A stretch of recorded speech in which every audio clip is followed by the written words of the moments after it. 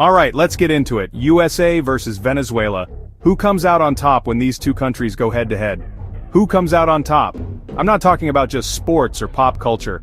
I'm diving deep into the real stuff. Politics, economics, and the wild twists that define their relationship. First up, economic sanctions.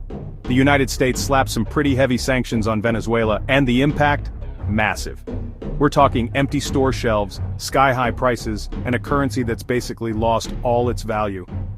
The US claims these sanctions are about fighting corruption and human rights abuses under President Nicolas Maduro, but from the Venezuelan government's point of view, it's straight-up economic warfare, a move to force regime change. But that's not the only drama.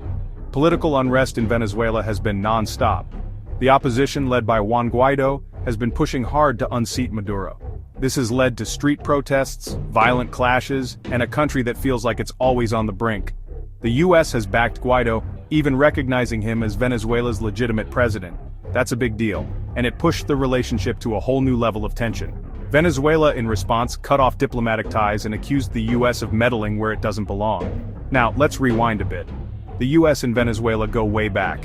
Decades, actually. The US has played plenty of roles in Venezuelan politics, sometimes out in the open, sometimes behind the scenes.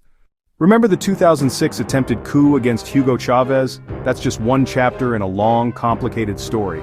For years, the US poured money and military aid into Venezuela, but those days are mostly over. The relationship has shifted from cautious cooperation to outright confrontation. And here's the thing, it's not just about leaders or governments. There are real human consequences.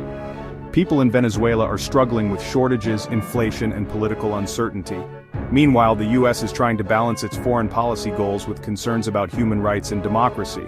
So who wins in this showdown? Honestly, it's not that simple.